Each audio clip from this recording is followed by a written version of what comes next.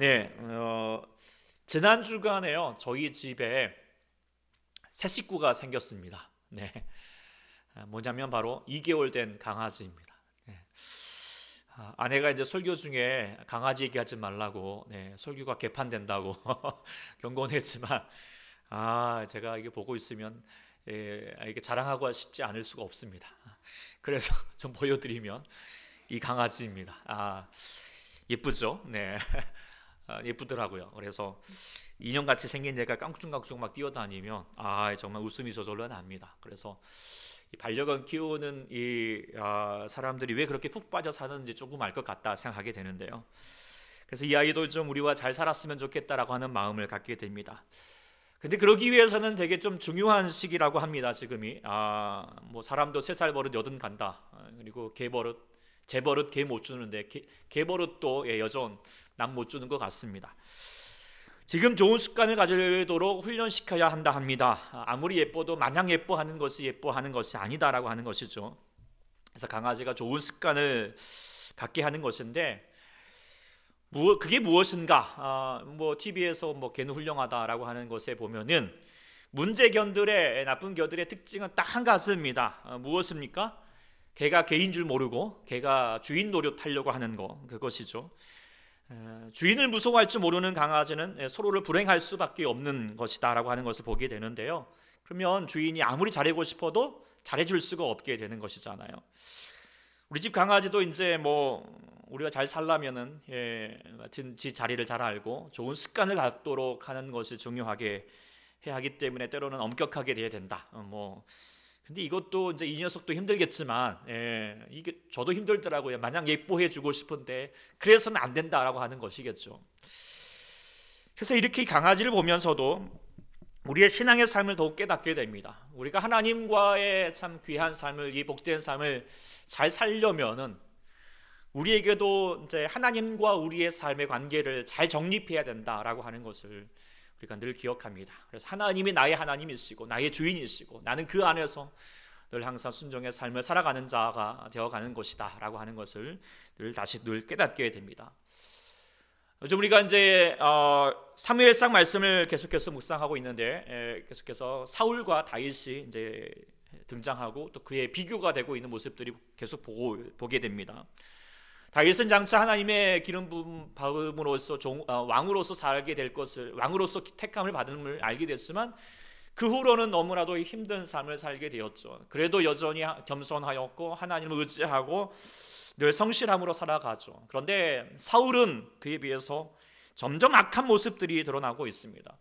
우리가 본문 23장을 봤지만 본문 바로 앞에 22장에도 보면은 다윗이 이제 도피 생활할 때에 그를 도왔다라고 하는 이유만으로 아비멜렉 제사장과 더불어서 에봇을 입은 자 85명 그 제사장들을 학살하는 내용이 등장하게 되는데, 이걸 보고 있으면 읽게 되면 정말 인간으로서 인간의 탈을 쓰고 저렇게 극악무도한 짓을 할 수 있는 것인가? 하나님의 백성이라고, 하나님의 왕이, 나라의 왕이라고 하는 자가 어떻게 저럴 수 있을까?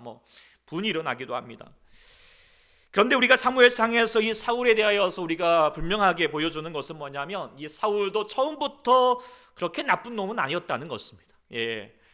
그는 처음에는 겸손하였고요, 선한 인물이었습니다. 그래서 사무엘이 사울을 택할 때도 이런 말까지 했죠. 모든 백성 중에서 짝할 리가 없다. 정말 최고다. 정말 왕 될 만한 인물이다 라고 그렇게 지켜 세워졌습니다. 그러니까 사울은 원래부터 나쁜 놈, 그러니까 싹수부터 노란 인간이 아니라는 것입니다. 원래는 좋은 사람이었고 하나님을 경외하는 사람이었는데, 그런데 그가 변질되었다라고 하는 것이죠. 그것을 보여주는데, 그렇다면 그를 통하여서 우리에게 무엇을 이야기하고자 하는 것일까요? 바로 우리도 사울이 될 수 있다는 것입니다. 사무엘상은 이것을 보여주고자 하는 것입니다. 의도적으로 사울과 다윗의 삶을 비교해주면서 독자인 우리에게 질문합니다. 너는 누구의 삶을 살아갈 것이냐? 너희가 지금 이렇게 예배하고 하나님께 나아가고 있는데 누구의 삶을 살고자 하느냐?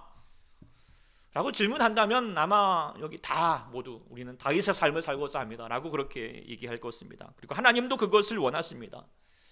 그런데 그렇게 되기 위해서는 우리가 사울의 삶이 아니라 다윗의 삶을 살고자 한다면 우리는 저들의 습관에 삶의 습관을 우리가 유심히 봐야 한다라고 하는 것입니다. 오늘 본문은 그것을 잘 보여주는 내용이라고 생각하게 됩니다. 사울이 사울 될 수밖에 없었던 것, 그리고 다윗이 다윗 될 수 있었던 신앙의 모습은 무엇인가를 오늘 보여주고 있는데요. 오늘 말씀이 사실 이제 우리가 지난 수요일 날에 같이 새벽에 또 큐티를 통하여서 이미 묵상했던 말씀이지만, 기도하는 중에 이게 그냥 단지 몇 분만 알고 지나칠 것이 아니라 신앙의 삶을 살아가는 우리 모두에게, 모든 성도가 놓치지 말아야 될 중요한 말씀이다 라고 다시 확신하여서 또 다시 묵상하여서 여러분에게 다시 전하게 됩니다. 오늘 본문의 내용을 좀 상술하면 다음과 같습니다. 다윗이 이제 블레셋 접경 지역에 있는 유다의 성읍 그일라가 블레셋 습격을 받았다라고 하는 소식을 듣게 됩니다. 다윗이 하나님께 기도하여서 그일라를 구원하라라고 하는 응답을 받게 됩니다. 그런데 그와 함께하는 사람들이 또 반대하죠. 그래서 그도 다시 하나님께 재차 하나님의 뜻을 묻고 승리의 약속을 받은 다음에 출전하여서 블레셋을 무찔리고 그일라 사람들을 구원하였다라고 하는 내용입니다. 그런데 이런 중에 사울이 다윗이 지금 그일라 성읍에 있다라고 하는 소식을 듣게 됩니다. 다윗을 잡을 수 있는 절호의 기회라고 생각하면서 그일라를 포위하려고 오고 있습니다. 이때 다윗이 다시 하나님께 질문합니다.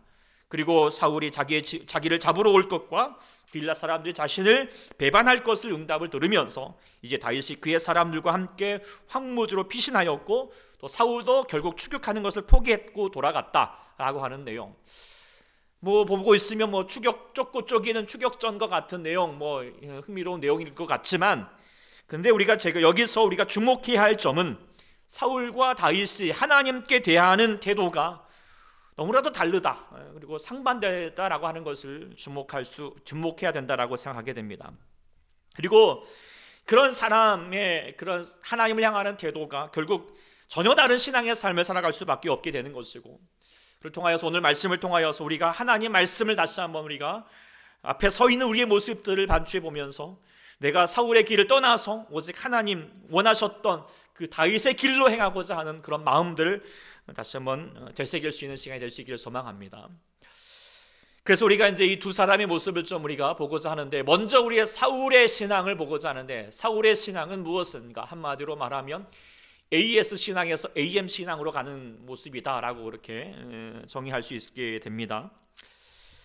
자, 오늘 본문 이제 7절에 보면은 사울이 다윗이 그일라에 있다라고 하는 소식을 듣게 됩니다. 그리고 그일라의 문빗장에 있는 그 성읍에 들어갔으니 포위가 해가지고 딱 하면은 이제 도간에 든 쥐와 같다라고 그렇게 생각을 했어요. 그러니까 이제 절호의 기회다라고 생각하면서 얘기를 하면서 그때 먼저 했던 말이 있죠. 뭐라고 했습니까? 하나님이 그를 내 손에 넘겼다라고 그렇게 지금 이야기하고 있어요. 자, 이 말을 이렇게 묵상을 해보면 참 어이가 없습니다. 그렇죠? 지금 하나님은 누구와 함께 하시죠? 다윗과 함께 하십니다. 그리고 다윗도 하나님과 따르고 있고요.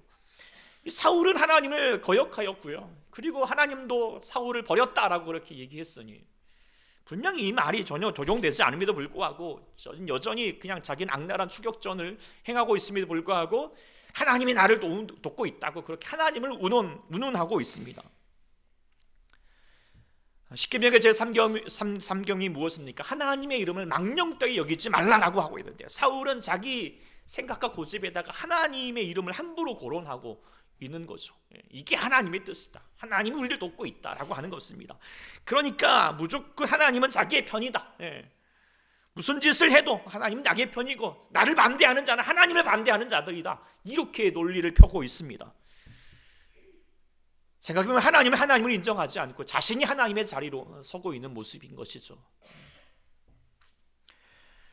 창세기 3장에서 뱀이 여자에게 유혹할 때 선악과를 먹으면 눈이 밝아지면서 뭐라고 말합니까? 너가 하나님과 같이 되겠다. 하나님과 같이 되겠다는 건 하나님께 의지하지 말고 순종하지 말고 하나님과 같이 네가 하나님 되어가지고 네가 원하는 대로 네 삶대로 살아가라 라고 하는 것에 대한 내용이죠. 이것이 죄악의 가장 근본적인 뿌리라고 하는 것을 성경이 강조하고 있죠.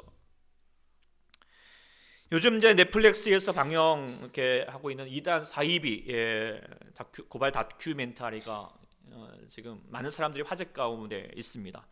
정명석의 JMS, 그리고 아가동산 오대양 사건, 또 이재력의 만민중앙교회에 대한 내용들을 이제 관한 내용인데, 그 내용과 영상이 충격적이라고 합니다. 이제 그 영상을 제가 제대로 보질 못했습니다. 왜냐하면 돈 내야 한다고 그러니까 제가 이제 못 봤는데, 그래도 유튜브를 통하여서 몇 가지를 좀 봤어요. 그 중에서도 이제 JMS 정명석에 관한 내용을 이렇게 좀 봤는데, 어느 정도 좀 알고는 있었지만, 저 생각보다 더 황당하고 또 좀 저질스럽다라는 생각을 갖게 됩니다. 그 정명석이라고 하는 그 인간에 대하여서 화가 나기도 하지만, 또 생각해 보면은 그렇게 말도 안 되는 인간을 따르고 있는, 속임을 당하고 있는 그 수많은 추종자들에 대해서도 정말 안타깝고 화가 납니다. 네. 도대체 왜 이런 일이 일어나고 있는 것인가? 그것도 예수님 믿겠다고 하는 사람들이 말입니다. 네. 저는 그 이유를 이 프로그램의 제목에서 단정적으로 표현하고 있다고 생각하게 됩니다. 제목이 뭡니까? 나는 신이다 라고 하는 것. 나는 신이다라고 하는 말이 이제 물론 정명석과 같은 사이비 교주가 이제 스스로 막 주장하는 말이기도 하지만, 그런데 좀 더 생각해 보면은 이 말은 이 교주들을 따르고 있는 사람들의 심리에도 깔려 있다라고 생각하게 됩니다. 왜냐하면 이제 왜 사람들이 왜 정명석을 따르는가, 거기 보면은 이유를 모르니까 정명석이 대통령 선거할 때마다 대통령이 누가 될 건가 맞췄다, 병도 고쳐줬다, 하여튼 신통한 일이 일어났다. 그리고 또 거기 다니던 사람들이 좋은 대학 좋은 사람들이니까 와 나도 그렇게 되면 좋겠다라고 하는 마음으로 군중 심리에 같이 이렇게 동참했다라고 하는 거예요. 그러니까 생각해 보면은 이 정명석을 따르는 것은 결국 자신들의 어떤 세상적인 욕망, 야망, 성공, 그리고 요행을 구하고자 하는 것이지 주의 복음과 말씀에 대한 내용은 아닌 것이죠. 하나님을 믿는다 하면서도, 예수님을 믿겠다 하면서도 예수님께서 강조하셨던 철저히 자기 부인을 하는 십자가의 삶을 묵상하는 것이 아니라 여전히 자신이 높아지고 잘 되기를 원하는, 그래서 자신이 높아져가는, 자신이 주인 되는, 자신의 나라를 세우는, 결국 하나님과 같이 되고자 하는 그런 죄악된 동기들을 가지고 지금 예수 믿겠다라고 하는 것이죠. 그러니까 정명석이 나는 신이다, 내가 메시아다라고 말할지라도 스스로 자기가 그렇게 그것을 믿고 싶어하는, 그리고 그렇게 되고 싶어하는, 스스로 자신을 속이는 자기 기만에 지금 빠지고 있는 모습이다라고 생각하게 됩니다. 이런 신앙의 모습이 비단 어떤 이단 사이비만의 문제가 아니라고 생각하게 됩니다. 많은 신앙인들이 때로는 자기 목적에 정당성을 부여하기 위해서 자신이 하는 일이 주님의 뜻이다 라고 그렇게 함부로 주장하는 사람들이 은근히 많습니다. 내가 하는 것은 하나님을 위해서 하는 거야, 무조건. 기도도 하지 않고 하나님의 뜻을 묵상하지도 않고, 하나님이 나를 사용하시는 거야. 소위 신령한 사람들이라는 사람들에게 이런 악용들이 일어나기도 하고요. 아니, 그런 사람이 알지라도 신앙의 목적을 가지고, 신앙의 목적이 자신의 앞에 목적을 가지고 나가고 있다면 우리는 그것에 우리가 속지 말아야 할 것입니다. 분명히 봐야 합니다. 이것이 자신의 목적인지 하나님의 목적인지.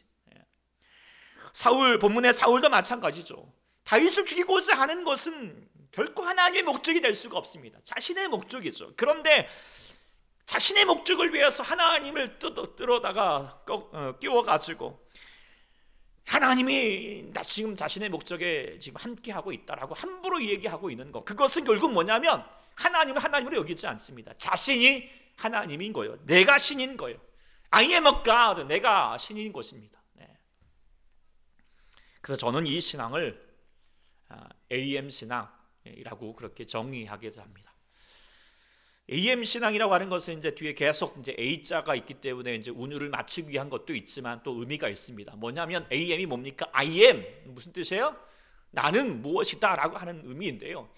이게 이제 헬라어 성경, 우리 요한복음에 특히 에고에이미라고 하는 단어로 이렇게 계속 등장을 합니다. 근데 에고에이미는 예수님께서 나는 생명의 떡이다, 나는 세상의 빛이다, 나는 부활이요 생명이다, 나는 길이요 진리요 생명이다, 나는 누구이다 라고 말하는 것은 하나님께서 자신을 드러내실 때 하셨던 나는 스스로 있는 자이다, I am that I am 이라고 하는 말씀을 그대로 인용한 내용입니다. 그러니까 하나님만이 하실 수 있는 자신 표현이라는 것을 분명히 얘기해 주고 있는데요. 그런데 왜곡된 신앙인들은 이젠 자기가 하나님이 되어서 내가 신이다, 내가 하는 것이 옳다, 내가 이거 말하는 것이 하나님의 뜻이다 라고 말하는 그런 신앙의 모습들이 바로 I am이라고 내가 주장하고 있는 AM 신앙이라고 그렇게 얘기할 수 있겠다 생각하게 됐습니다. 듣고 보니 좀 그럴싸하시죠? 네. 어쨌든 중요한 것은 뭐냐면 스스로 신이 되어버리는 이런 패역한 모습들이 지금 이 사울뿐만 아니라 우리 모두에게도 있을 수 있다라고 하는 것을 생각하게 됩니다. 그런데 왜 사울이 이렇게 AM 신앙에 빠지게 되었는가? 라고 하는 것은 그가 처음부터 그러지 않았다는 것입니다. 그도 처음에도 하나님 앞에 겸손했습니다. 그러나 왕이 되면서 스스로 높아지고 있습니다. 내가 왕이라는 거예요. 그래서 자기 판단과 자기 생각대로 행하고자 하고 있습니다. 13장 이제 사무엘상 13장에 보면은 블레셋과의 전투 중에서도 대치 중에서도 스스로 자기가 그냥 제사장이 되어가지고 자기가 마음대로 그냥 예배를 주관하고 있고요. 뭐 하나님의 선지자 무시하고 있는 거고요. 또 15장에 보면 아말렉과 전투에서도 하나님이 분명히 그 모두를 멸절하라 그러고 자기 생각대로 그냥 아각 왕을 살려두고 자기가 보기에 좋은 양과 소를 살려두고 있는 모습. 그게 무엇입니까? 자기 판단, 자기 고집, 이게 옳다는 것이죠. 네. 그런데 그런 부분에도 불구하고 하나님은 그 전쟁에서 승리하게 하십니다. 그리고 또 사무엘을 보내주셔서 다시는 그러지 않도록 계속 경고해주고 있는 것이죠. 내용이 뭡니까? 사울이 자기 마음대로 하다가 사고를 쳤지만, 그러나 하나님이 뒷수습해 주시고 계시는 것이죠. 뭐예요? AS 해주시는, After Service 해주시는 것입니다.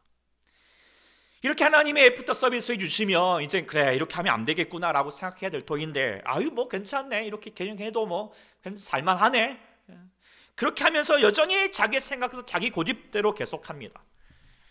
그리고 나서 하나님이 뭐 알아서 AS 해달라는 식이죠. 그러나 후에 보면 이제 하나님께서 더 이상 AS 해주지 않죠. 하나님이 이제 그걸 버려버립니다. 그러니까 그러고 나서니까 이제 뭐 도대체 우리 손님이 왕인데 왜 이 서비스가 엉망이냐는 식으로 하나님을 향하여서 막 그렇게 대들고 그러다가 스스로 그래도 내가 왕인데 그러면서 스스로 왕의 자리에 더 나아가서 자신 스스로 왕이 하나님이 되어버린 모습들을 지금 이 사울을 통하여서 보여주고 있는 것이죠. 하나님 나라에서는 손님이 결코 왕이 아닙니다. 우리가 왕이 될 수가 없습니다. 하나님 나라에서는 우리가 오직 하나님만이 왕이십니다. 하나님만이 왕이 되도록 해야 합니다. 그런데 하나님 나라 가겠다는 사람 가운데에도 여전히 자신이 왕으로 살고자 합니다. 자신이 하나님 자리를 넘보고 있는 거예요. 자신의 생각과 자기 뜻대로 행해야 된다는 거예요. 그래서 정말 하나님 이게 아닌다도 아는 것도 알고 있음에도 불구하고 자기 고집대로 하고 때로는 기도도 하지 않고 하나님이 원하시지 않는 삶을 살아가다가 또 그러다가 보면 또 어려워지고 힘들어지면 하나님 좀 도와주세요라고 AS를 요청을 하죠. 뒷수습해달라는 것입니다. 이런 모습이 뭐예요? 사사기 신앙이에요. 사사기 신앙. 자기 소견에 오른 대로 행하는 거예요. 그러다가 힘들어지면 하나님 좀 살려주세요. 그러면 또 하나님이 또 살려주십니다. AS 해줘요. 그러면 또 조금 지나고 살만하면 또 자기 마음대로 삽니다. 자기 소견에 오른 대로 살아가는 거예요. 그 사사기의 모습이 지금 사울에게도 그대로 반복하고 있습니다. 우리 집 강아지도 제 똥오줌을 가끔씩 아무데나 쌉니다. 배변 패드가 있는데 거기서 와서 싸야 되는데 다른 데다가 싸놓는 거예요. 그러면 이제 제가 채웁니다. 저희 집에서는 제가 치우고 있는데요. 하여튼 똥 싸놓으면 제가 이제 AS를 하고 있는 거죠. 왜요? 아직 어리니까요. 아직 제대로 훈련 받기 전이니까. 그런데 한두 달 지나고 두 달이 지나고 계속 훈련을 시키는데도 불구하고 여전히 그냥 아니면 고의적으로 막 그렇게 싸면 어떻게 할까요? 안 치워줄 겁니다. 그리고 이제 호된 훈련을 시키려고 생각하고 할 수밖에 없습니다. 그래도 계속 고집을 피우면 이제 뭐 당신은 더 이상 우리와 함께 갈 수 없습니다. 뭐 이렇게 하면서 다른 데 보내야 할 수밖에 없겠죠. 신앙도 우리가 생각해야 됩니다. AS 신앙. 내 마음대로 행하다가 하나님 좀 도와주세요. 그 AS 신앙의 한계가 있습니다.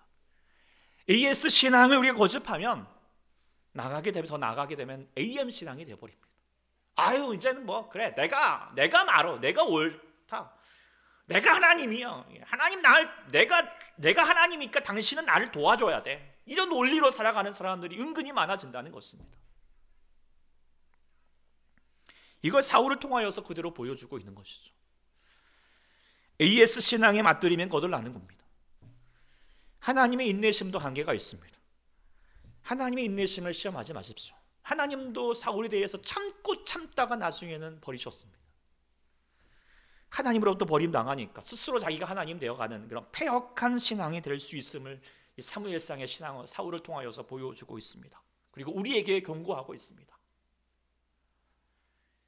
AS 신앙, 하나님이 정말 도와주세요. 내가 마음대로 행하면서 하나님이 그저 나의 뒤처리만 해주기를 바라는 그런 신앙 되고 있다가는 결국 우리는 내 스스로가 하나님 되어가는 AM 신앙으로 바뀔 수 있다는 것을 우리가 꼭 명심하는 저희가 될 수 있기를 소망합니다. 그렇다면 다윗의 신앙은 무엇이었는가? 저는 이렇게 또 정의할 수 있게 됩니다. AS 신앙에서 ASK, 에스크 신앙이었다라고 그렇게 생각하게 됩니다. 오늘 본문에 보면은 다윗이 이제 그일라 사람들이 위기에 빠졌다라고 하는 것을 듣게 됩니다. 그리고 그들을 돕기 위해서 나서게 되죠. 그런데 생각해보면 지금 다윗이 그럴 때입니까? 지금 다윗은 지금 도망자 신세입니다. 하루아침 보금자리 다 빼앗기고 집도 절도 없이 지금 또 돌아다녀야 되는 형편입니다. 게다가 지금 앞에 보면은 이제 그 아비멜렉에 대한 제사장에 대한 이야기도 들었잖아요. 자기 때문에 그 제사장과 더불어서 수많은 그런 사람들이 몰살을 당했다라고 하는 그런 소식을 들으면 얼마나 자괴감이 들었겠습니까? 자기가 왜 이렇게 돼야 되는지 납득할 이유가 특별히 없습니다. 자기가 특별히 잘못한 것도 없고 억울하기만 합니다. 그러니 정말 지칠 수밖에 없습니다. 심리적으로 그러기 상태죠. 그런 가운데 지금 그일라 소식을 들었죠. 그럼 그냥 나도 내 코가 석자인데 이렇게 넘겨도 될 것입니다. 누가 뭐라 할 사람은 없습니다. 그럼에도 불구하고 다윗은 그일라 사람들의 그 어려움을 남일처럼 여기지 않았어요. 돕고자 하고요, 구해내고자 하고 있습니다. 얼마나 멋진 사람입니까? 정말 정의로운 사람입니다. 과연 하나님 마음을 닮은, 하나님 마음에 합한 사람답다라고 생각하게 됩니다. 그런데요, 이 멋진 생각을 하면서도요, 그냥 자기 생각대로 그냥 행동하지 않아요. 2절에 뭐라고 했습니까? 이에 다시 여호와께 물었다라고 되어 있어요. 내가 가서 저 이스라엘 사람들, 블레셋 사람들을 치리까? 자신의 생각이 자기의 생각이 정말 물론 정의로우다는 걸 알지만 그래도 하나님의 허락을 구하고 싶다는 거예요. 주님 말씀하시면 내가 가고 주님 뜻이 아니면 나는 멈춰 서겠습니다 라고 하는 순종의 자세를 붙들고 있는 것이죠. 그리고 그리고 그 하나님의 정말 하나님 뜻대로 말씀해 주십니다. 자, 이제 하나님 말씀을 들었으니 곧하라라고 말씀하셨으니 이제 행동하면 되잖아요. 그런데 이게 웬일입니까? 함께하던 사람들이 반대하고 있거든요. 그럴만하죠. 충분히 그럴만합니다. 그런데 또 여기서 다윗이 놀라운 것은 하나님의 응답에 따라서 그래 하는 것이지 이렇게 너희가 왜 반대해 라고 그렇게 말하지 않고, 아니면 사람들의 의견에 따라서 그래 너희들이 반대하니까 어쩔 수 없나 보다 라고 물러설 수도 있을 것인데, 오늘 본문에 보면은 뭐라고 말합니까? 다윗이 여호와께 다시 물었다라고 되어 있어요. 이건 무엇을 얘기하는 거예요? 자기 고집대로 자기 생각대로만 주장하는 것도 아니고, 그렇다고 해서 사람들의 말을 무시하는 것도 아니지만, 그래도 불구하고 가장 중요한 결정권자는 누구냐? 바로 하나님이다라고 하는 것을 나타내고 있는 것이죠. 저는 이렇게 늘 질문하는 그것을 바로 에스크 신앙, 물음의 신앙이라고 그렇게 말할 수 있게 됩니다. 근데 이렇게 다윗이 이렇게 물음의 신앙, 에스크의 신앙을 가질 수 있었던 것은 하나님의 마음에 합한 자라고 그렇게 여겨지는 것은 그냥 된 것이 아니라고 생각합니다. 우리가 본능적으로 하나님의 뜻을 우리가 다 알 수 없습니다. 다 이해할 수 없습니다. 우리는 타락한 존재이니까요. 그런데 어떻게 하나님 마음에 합한 자가 될 수 있겠습니까? 그것은요, 물어야 합니다. 물어야 합니다. 무엇이 하나님 뜻일까요? 무엇이 하나님 원하시는 것일까요? 다윗은 계속 물었기 때문에 하나님 마음에 합한 자가 될 수 있었다라고 하는 것을 분명하게 지금 보여주고 있는 것이죠. 그런데 이렇게 다윗이 에스크 신앙이 된 것은 그냥 된 게 아닙니다. 다윗도 시행착오를 겪었던 거예요. 있는 것처럼 21장에 보면은 다윗이 이제 쫓기다 못해가지고 국경을 넘어서 블레셋의 가드왕 아기스에게 가게 됩니다. 그리고 도움을 청하는 거예요. 근데 이런 과정 속에서 성경을 잘 보고 있으면 다윗이 하나님께 물었다라고 하는 내용이 없어요. 그저 자기 생각, 자기 결정에 따라서 이렇게 간 거예요. 뭐 어쩔 수 없으니까 뭐 그렇게 했는지 몰라요. 그런데 그렇게 갔지만 나중에는 이 다윗 자신이 정말 골리앗을 죽인 놈이라고 하는 것을 거기에 발견이 돼가지고 더 큰 위험에 빠지게 됩니다. 그때 여기서 배경으로 하고 있는 말씀이 이제 시편 34편의 내용인데, 그때 자신이 고백하기를 뭐라고 얘기하냐면, 제가 공고한 자가 부르짖었더니 여호와께서 들으시고 그의 모든 환난에서 구원하셨다라고 그렇게 고백하고 있어요. 물론 이제 성경에 내보면 미친 체 하다가 얘는 미친놈 그러면서 쫓아냈지만, 자기가 연기를 잘해서가 아니라 하나님이 정말 지혜를 주셨고 또 그거 사람들의 눈을 가리게 해주셔서 자기가 하나님께 부르짖었더니 나를 구원하셨다라고 그렇게 고백하고 있는 내용이거든요. 그러니까 지금 하나님이 자신이 저지를 실수, 자기 결정대로 했다라고 하는 것에 대해서 실수하였지만 하나님이 만회 주셨다는 거거든요. AS에 주시는 거죠. 하나님이 도와주시는 거예요. 그런데 다윗이 참 귀한 것은 뭐냐면, 이렇게 AS 신앙으로 이렇게 이제 도움을 받았지만, 그런데 AS 신앙이 계속 머물러 있지 않습니다. 사울처럼 뭐 하나님이 알아서 해주시겠지, 이게 아니에요. 이제는 이 사건을 통하여서 깨달았던 거예요. 내가 스스로 무언가를 결정하고 내 마음대로 행하는 것에 하면은 그게 얼마나 위험한 일인가를 깨달았던 것이죠. 그리고 이후부터는 이런 실수를 반복하지 않기를. 그래서 사소한 일에도 계속 하나님께 내가 할 테니까 하나님 AS 해달라고 하지 않고, 이제는 먼저 뭐 하는 거예요? ask 하는 거예요. K 한자를 더 붙여서 하나님께 먼저 묻는 거예요. 하나님께 계속 질문하는 거예요. 그래서 지금 그일라 사람들 돕고자 하는 너무 귀한 정의로운 일임에도 불구하고 그래도 먼저 뭐 하는 거예요? 하나님께 질문하는 거예요. 사람들이 반대해도 먼저 하나님께 질문하는 거예요. 그 뒤에도 보면은 이제 그일라 사람들의 성에 포위되었을 때도 먼저 하나님께 질문하는 거예요. 하나님, 저들이 지금 사울 왕이 돌아오겠습니까? 아니면 저 그일라 사람들이 나를 배반할 것 같아요. 하나님께 계속 묻는 거예요. 이것이 바로 다윗의 신앙이었다라고 하는 것을 생각하게 됩니다. 사랑하는 여러분들도 이 다윗의 에스크 신앙 가질 수 있기를 소망합니다. 그저 자신의 생각과 판단에 따라서 먼저 행하다가 어려움에 직면하고 나서야 하나님께 도움을 통하는 AS, 애프터 서비스를 구하는 신앙이 아니라, 먼저 결정하고 나서 무엇을 결정하기 전에 먼저 하나님의 뜻인지 하나님이 원하시는 것인지 묻고 행하는 자가 될 수 있기를 소망합니다. 물론 처음에는 AS 신앙이 될 수 있습니다. 하나님이 그렇게 AS 해주십니다. 그러나 거기에만 멈추지 말라는 것입니다. 더 나아가서는 이제는 ASK, 하나님께 묻는 그런 신앙의 삶으로 나아가셔야 합니다. 그래야지 하나님께서 기뻐하시는 삶이 될 것이고, 다윗처럼 하나님께서 위대하게 쓰임받을 수 있는 인물이 되어간다라고 하는 것을 우리가 꼭 기억해야 할 것입니다. 그런데요, 하나님께 도움을 하나님께 질문하는, 묻는 삶이 되어야 되는데, 근데 어떻게 하느냐라고 하는 것이 관건입니다. 사실 이게 좀 고민이 됩니다. 하나님의 뜻을 알고자 하기 위해서 때로는 기도를 하고 말씀을 보는데도 이게 도대체 기도하는데 하나님의 응답은 뚜렷하게 안 나타나는 것 같고, 말씀을 봐도 헷갈리기만 하고, 도대체 하나님의 뜻이 무엇일까라고, 어떻게 묻고 어떻게 답을 얻어야 될까라고 우리가 좀 주저할 때가 많죠. 오늘 본문에는 이제 다윗이 하나님께 질문하는 방법이 있음을 이렇게 이제 보여주고 있습니다. 6절에 보면은 그 아비멜렉이 이렇게 학살당할 때 그 아들 아비아달이 정말 다윗에게 구사일생으로 도망쳐 왔습니다. 그런데 성경이 무엇을 강조하냐면 손에 에봇을 가지고 왔다라고 하는 것을 지금 이야기해주고 있습니다. 이 에봇은 뭐냐면 제사장의 의복인데요. 의복 중에서 중요한 게 뭐냐면 바로 이제 이 가슴 안에, 이 가슴 쪽에 우림과 이게 누구지? 고우림?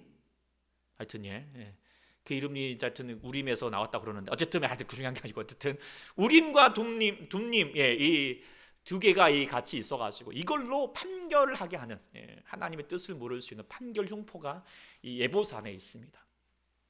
그래서 지금 이제 이게 어떻게 이제 사용되는지, 이게 어떻게 만들어졌는지는 정확히 알 수는 없지만 어쨌든 제비뽑기 형식이라고 그렇게 이제 생각하게 되는데, 어쨌든 간에 이 마음의 자세는 뭐예요? 사람의 뜻과 결정이 아니라 하나님의 뜻을 내가 묻고 거기에 따라서 내가 행하겠다라고 하는 것에 대한 마음을 갖는 것이 바로 이 판결 흉패를 가지고 있는 에봇을 붙들고 있는 거거든요.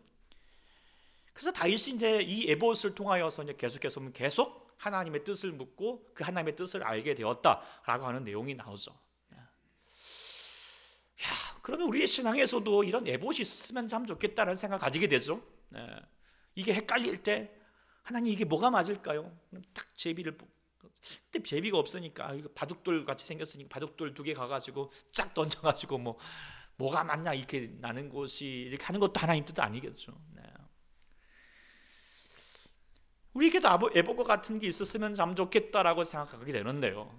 그래야지 하나님의 뜻을 알 수 있을 것 같은데, 저는 우리가 하나님의 뜻을 알 수 있는, 물론 가장 중요한 것은 기도입니다. 그런데 기도도 사실 좀 헷갈릴 때가 많으니까 그래도 분명하게 우리에게 주시는 에봇과 같은 역할을 할 수 있는 도구가 있다라고 생각하게 됩니다. 그게 뭘까? 바로 저는 큐티다라고 생각합니다. 큐티가 무엇이죠? 하루 일과를 시작하기에 앞서서 먼저 하나님의 말씀을 묵상하고 그 말씀에 붙들고 기도하는 것이잖아요. 그러니까 하루의 일과를 하나님의 말씀에 빗대어서 시작하겠다. 그 붙들고 나는 또 기도하겠다라고 하는 거라고 생각하게 되면 이 큐티는 ASK, 그러니까 에스크 신앙과 상통하다라고 그렇게 분명히 말할 수 있겠다 생각하게 됩니다.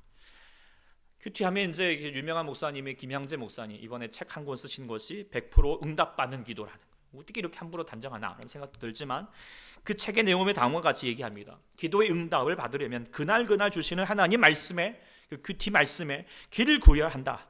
말씀에 바탕을 둔 기도를 하기 위해서 매일 성경을 묵상하면 기도 제목이 풍성해지고 큐티로 길러낸 말씀으로 드리는 기도에는 힘이 있기 때문이다 라고 말하고 있어요. 그러니까 큐티는 무엇입니까? 말씀을 바탕으로 하는 하나님의 뜻을 구하는 기도 방법이거든요.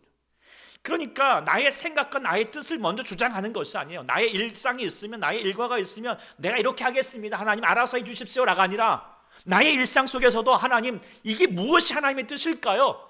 이 하나님 말씀 속에서 하나님 내가 원하시는 것이 무엇일까요? 묻고 묻는 시간이 뭐 하는 시간이에요? 큐티하는 시간이거든요.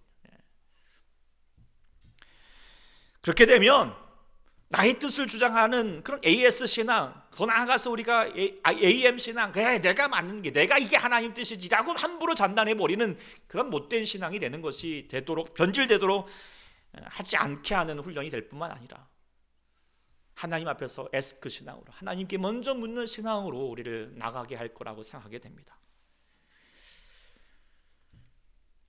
우리가 어떻게 하면 예수 믿고 복받는 삶을 살 수 있을까? 성경은 늘 한결같이 얘기하죠. 하나님 말씀을 네가 늘 항상 마음에 새겨라.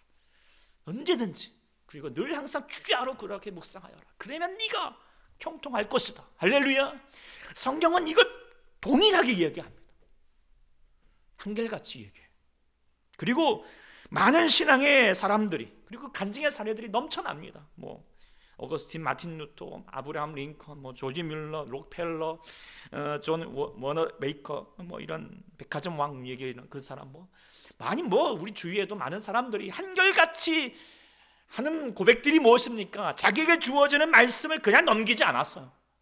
자기에게 주어진 말씀을 묵상하고 그대로 순종하고자 했던 사람들이었기 때문에 하나님의 길로 형통한 길을 걸어갔다라고 하는 것이 그들의 한결같은 고백입니다. 복 있는 삶이 뭐예요? 하나님 말씀을 묵상하고 그대로 순종하는 삶이거든. 그것을 하나님께서 우리 새벽마다 주시는 말씀을 통하여서 이루신다고 생각하게 됩니다. 저도 이 큐티 말씀이 늘 신기합니다. 제가 고민하고 막 걱정하고 있을 때 새벽에 하나님 말씀을 전하고 묵상하다 보면은 거기 안에서 하나님의 뜻을 묵상하게 되고 하나님 함께 하시고 역사하실 것에 대한 기대를 가지게 됩니다.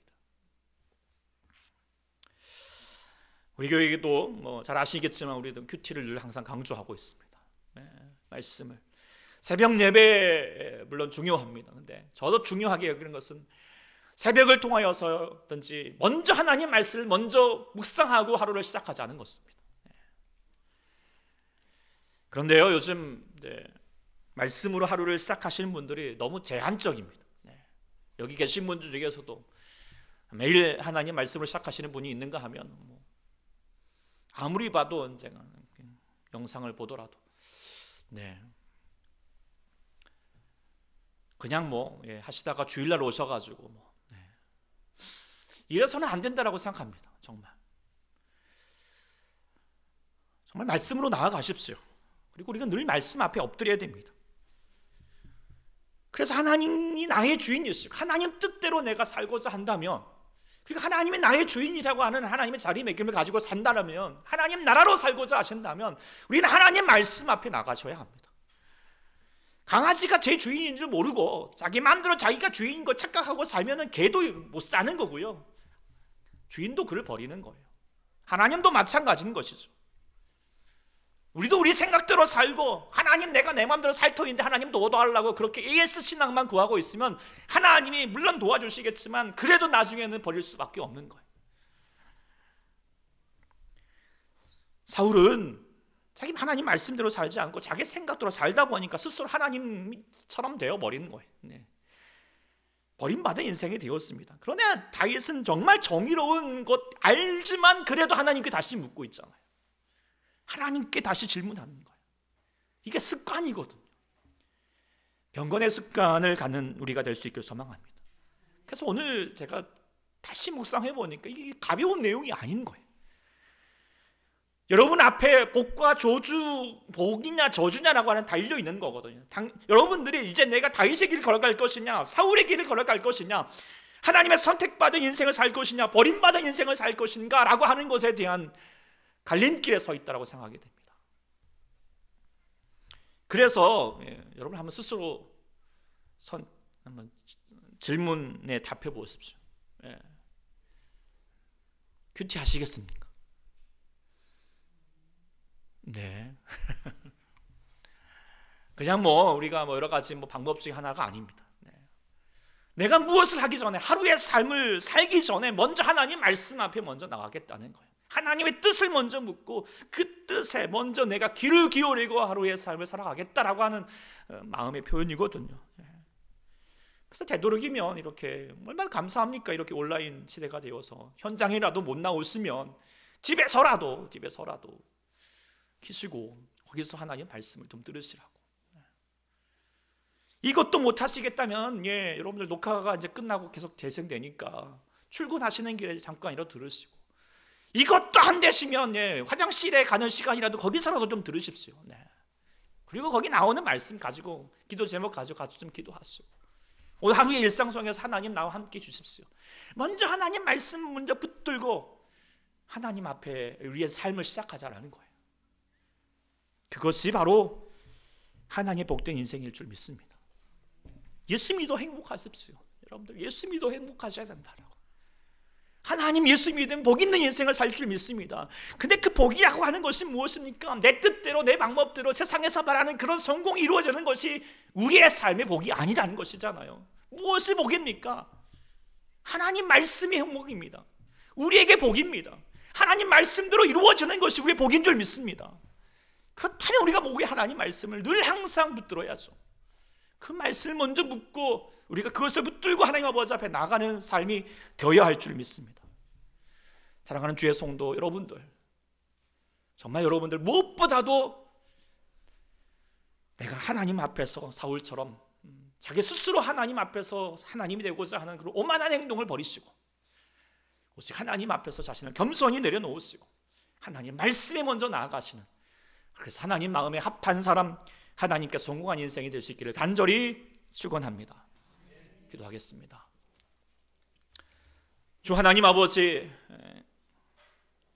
주님 감사합니다. 저희를 주님의 자녀로 불러주시고 하나님 백성으로 불러주심에 감사합니다. 그리고 하나님께서 저희를 이제 주님의 나라로 하나님의 귀한 백성으로 살게 하시는 거 참 감사한데, 우리가 때로는 이 하나님 나라로 산다 하면서도 여전히 내가 하나님, 내가 왕자로 차지하고 있으면서 내 뜻대로 내 마음대로 내가 원하는 대로 살고자 할 때가 참 많습니다. 그러면서 하나님 아버지 앞에 도와달라고, 뒤처리해달라고 하는 그 AS 신앙으로 살고 있고, 더 나아가서는 내가 하는 것이 옳다라고 하는 자기 주장만, 자기 고집만 강해져 버렸던 AM 신앙, 내가 하나님 것처럼 되어버렸던 그런 패역한 신앙이 될 수 있음을 우리가 다시 깨닫게 됩니다. 하나님 아버지, 우리가 다시 한번 이 사울의 길을 벗어나서 다윗의 삶을 살아갈 수 있는 저희가 되게 도와주시옵소서. 하나님께서 우리를 통하여서 하나님 나라를 이루어 가시고, 다시 한번 하나님의 뜻을 다시 한번 하나님의 기적과 같아서 이루기 위해서 하나님 뜻을 우리 가운데 보여주시고자 하시는데, 주님, 저희들도 하나님 다윗처럼 주님 아버지 앞에 하루를 시작하기 앞서서 하나님 말씀을 먼저 묵상하고 하나님의 뜻이 무엇인가 먼저 하나님께 질문하고, 그래서 하나님 아버지 우리의 삶을 시작할 수 있는 저희가 되게 도와주시옵소서. 우리 사랑하는 주의 성도들이 하나님 아버지 앞에, 주님, 새벽에 우리가 아버지 하나님 또 아침에 정말 일상을 하나님 말씀 묵상할 때 하나님 주께서 살아계셔서 그 말씀이 살아있게 도와주시고, 그 말씀이 저들의 삶을 변화시키게 하시고, 그 말씀이 저들 가운데 시냇가에 시르는 나무가 시냇물이 되게 도와주셔서 그를 통하여서 공급받게 도와주시고, 저를 따라서 열매 맺는 하나님의 형통한 삶이 될 수 있도록 은혜를 더하여 주시옵소서. 오늘도 주님 아버지 앞에 나온 동신의 백성들 가운데 함께 하시고 응답하시고 역사하실 줄 믿사오며 예수님의 이름으로 기도드립니다. 아멘.